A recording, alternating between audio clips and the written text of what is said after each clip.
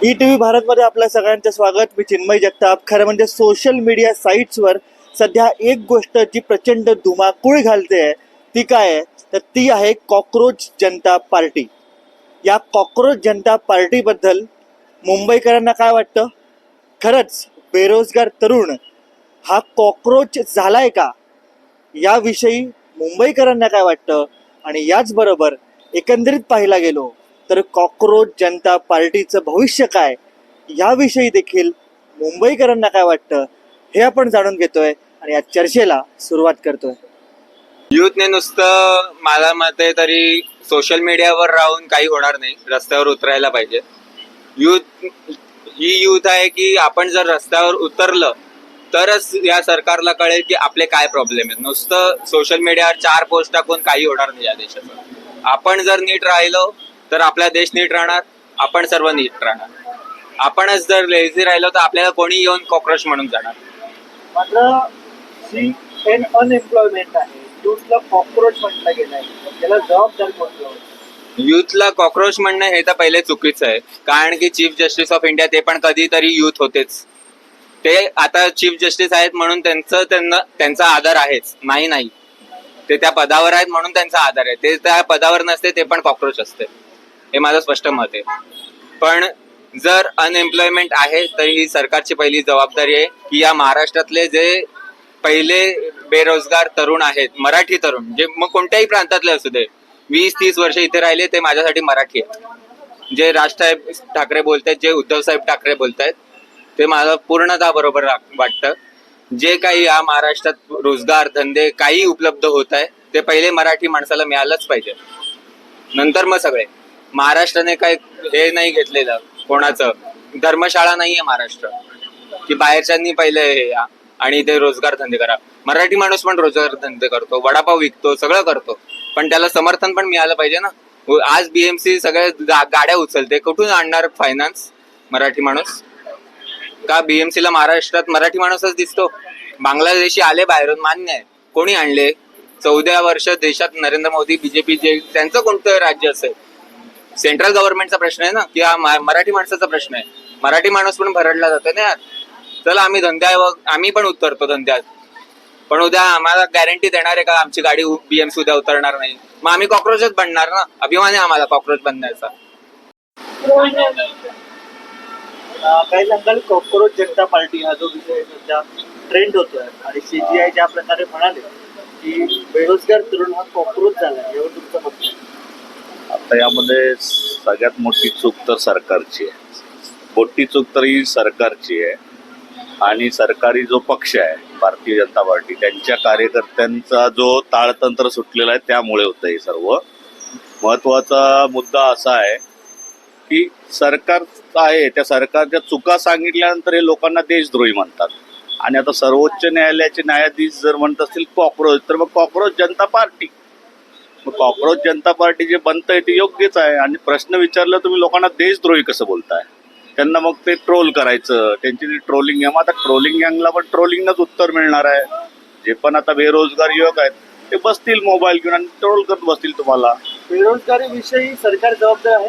सरकार 100% जबाबदार आहे. दुसरेच बोलतात आहे की एवढी गुंतवणूक आणली, एवढी फंडिंग आणली. अरे दिसते कुठं? हे नुसतं फंडिंग आणले म्हणजे याचं हे चाललंय की इथल्याच कंपन्या बाहेरच्या लोकांना विकतायत. ज्या बनवलेल्या कंपन्या आहेत, बनवलेल्या जुन्या लोकांनी ज्या बनवलेल्या कंपन्या आहेत ना, त्या परदेशी कंपन्यांना फक्त विकतायत.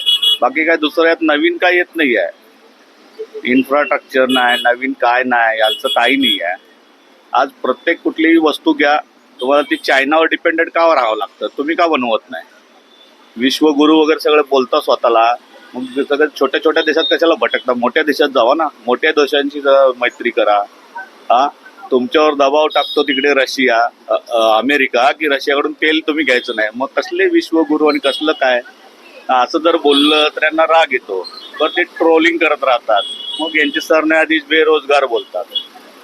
नीटचा पेपर फुटला, पूर्वी मुलं कॉप्या करायचे, आता यांचे सगळे टीचर आणि शिक्षकच कॉप्या करत फिरायला लागले. हे त्यामुळे कॉक्रोच गँग बरोबर चाललेली आहे. कॉक्रोच जनता पार्टी आली आणि ते जे सोशल मीडियात धुमाकूळ घालते ते योग्यच आहे.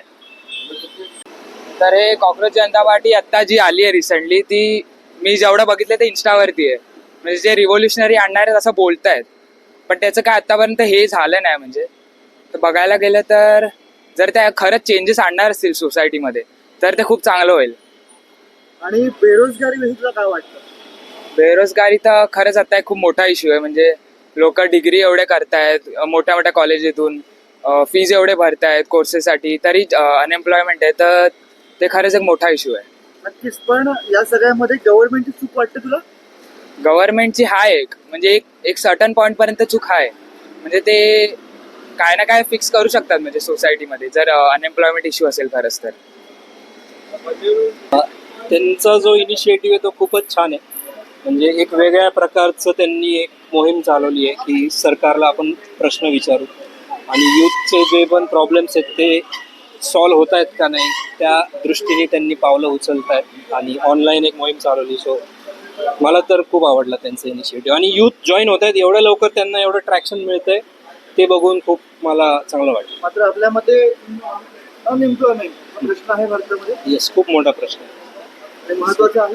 येस, नक्कीच. म्हणजे टॉप 5 प्रश्नांपैकी असेल. म्हणजे खूप प्रायोरिटी दिली गेली पाहिजे, कारण आपल्याकडे लोकसंख्या बघता एवढे सगळे ऑपॉर्च्युनिटीज आहेत पण तरी पण यूथ अनएम्प्लॉईड राहत आहेत. सो प्रॉब्लेम तर आहे सिस्टीममध्ये. आणि ज्या प्रकारे CGI म्हणाले होते की कॉक्रोचेस झालेत त्यावर उत्तर नाही, चुकीचं त्यांचं एकदम चुकीचं ते सेंटेन्स होता. चुकीचं एक हे होतं. म्हणजे एवढ्या मोठ्या पदावर असताना अशा प्रकारचं वक्तव्य करणं हे शोभा नाही देत तेवढ्या हाय पोस्टच्या व्यक्तीला. त्यामुळं जो बॅकलॅश मिळालेला आहे, जो लोकांकडनं प्रतिसाद मिळतोय त्याला आणि जो रेजिस्टन्स करतीये यूथ, तो खूप एक चांगला.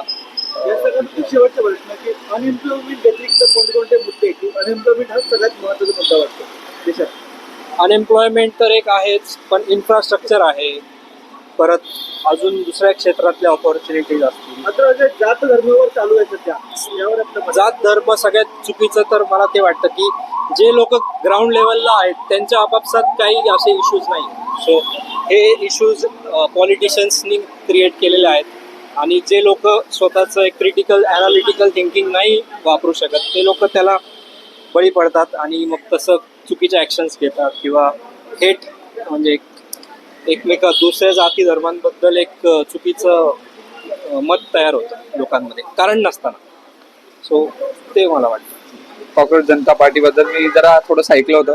मी सोशल मीडियावरनं वगैरे बघितलं होतं आणि त्याच्यात मला एवढं काही एक्झॅक्टली माहिती नाही आहे. पण कॉक्रोच जनता पार्टी ही मी बघितलं होतं की काही लोक युनियन क्रिएट करून स्वतःला अनएम्प्लॉयमेंट आणि त्याच्यासाठी राईट्स हक्कासाठी करतायत.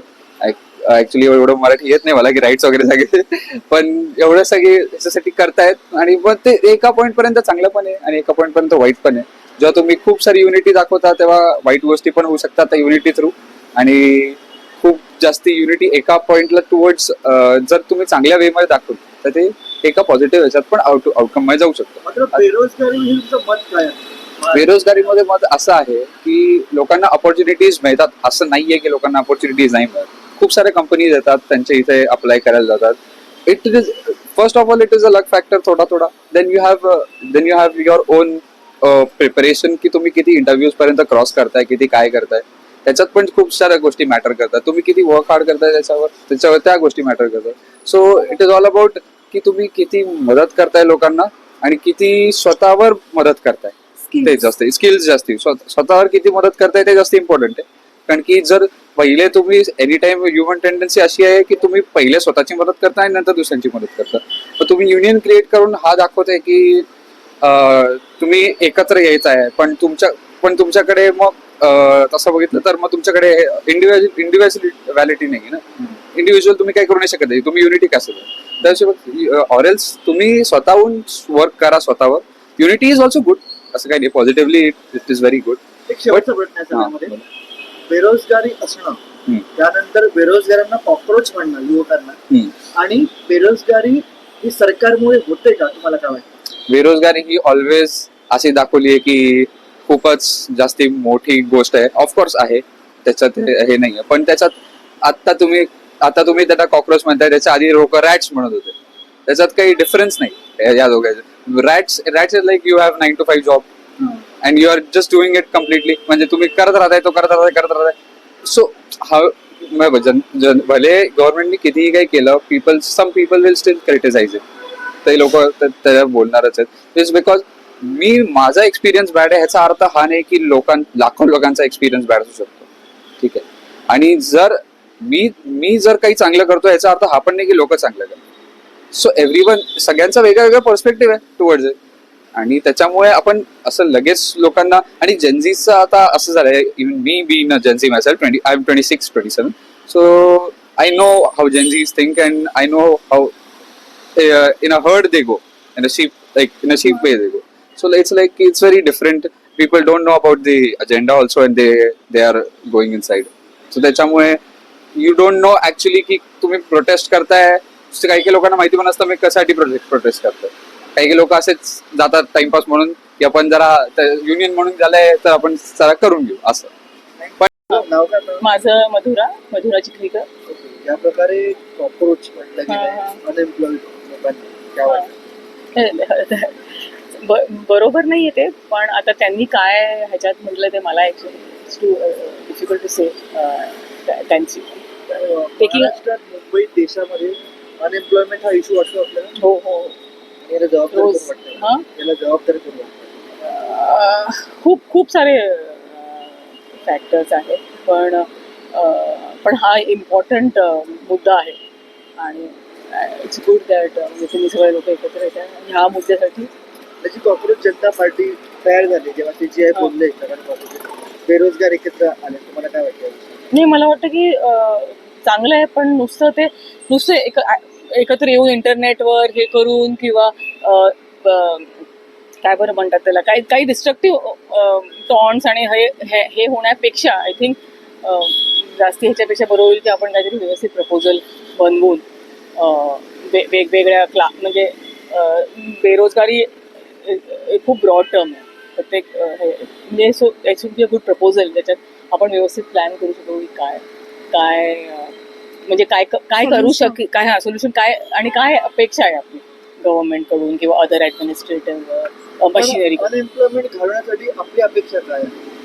ते माझी अपेक्षा तर हेच आहे ना, एंड स्टेट आहे की अनएम्प्लॉयमेंट कमी व्हायला पाहिजे. पण त्याचं काही वन वर्ड आन्सर नाही. आपल्याला व्यवस्थित एक मोठा प्लॅन बनवायला पाहिजे, आणि तो असं एका दिवसाचा नाही. It has to be a long term plan. It has to be across skill sets, across strata, across educational thing. It's not so easy. People should not expect आपण काय म्हणतात त्याला आउटकम लगेच एक्सपेक्ट करू कोणीच. एकंदरीत विचार करायला गेलो तर रोजगार देणं हे सरकारचं काम आहे आणि रोजगार मिळवणं हे युवकांचं काम आहे, अशा प्रतिक्रिया आपल्याशी बोलताना मुंबईकरांनी दिल्यात. अशा वेळी तुमचं म्हणणं काय हे देखील कमेंट करून सांगा. ETV भारतसाठी चिन्मय जगतापचा रिपोर्ट, मुंबई.